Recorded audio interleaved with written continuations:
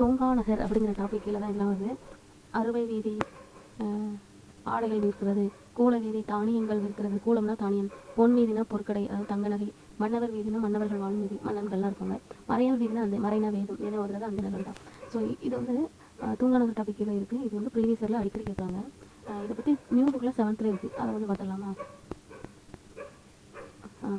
பிக்கெல்லாம் புகழும் திருநெல்வேலின்னு சொல்லிட்டு கொடுத்துருக்காங்க. இது வந்து திருநெல்வேலி கண்டென்ட்லையும் இது வந்து வருது, திருநெல்வேலிக்குள்ளேயும் வரும். இதே வந்து மதுரை பற்றி பேசும்போது வரும். இதில் வந்து காவல்துறை தெரு அப்படின்னா காவல் செய்யும் சிறை, அதை பற்றி சொல்லியிருப்பாங்க. கூலைக்கடை தெரு அதே மாதிரி கூலம் தானியம், அக்ககசாலை அணிகலன்கள் இது. பேட்டைனா வணிக நகரம், பாண்டிய மன்னனை வரவேற்றிடம் பாண்டியபுரம், அதுமாதிரி அவரோட மனைவி வந்து திருமங்கையை எதிர்கொண்டு வர வச்சது திருமங்கை நகரை கொடுத்துருப்பாங்க. அதுக்கப்புறம் நாயக்க மன்னரோட தலைவாயை வழங்கியவர் அரியநாயகர் வழித்தொண்டது வீரராகவர், அவரோட பேரில் வீரராகபுரம், அவரோட மனைவி மீனாட்சி பேரில் மீனாட்சிபுரம் அப்படின்னு சொல்லிட்டு இருக்குது. இதெல்லாம் புக்கில் வர. அது போக அந்த திருநெல்வேலியில் வந்து கோட்டைகள் இருந்தது, பாளையங்கோட்டை, உக்கரங்கோட்டை, செங்கோட்டை, இதெல்லாம் கோட்டை கொடுத்துருக்காங்க. ஸோ அது மட்டும் இல்லாமல் வெளிநாட்டு அறிஞர்கள் ஈர்த்த பெருமை நம்ம தமிழ்நாட்டுக்கு உண்டு, அதாவது திருநெல்வேலிக்கு உண்டுங்கிறதையும் சொல்லியிருக்காங்க. அதுதான் அந்த பாயிண்ட். அவ்வளோதான்.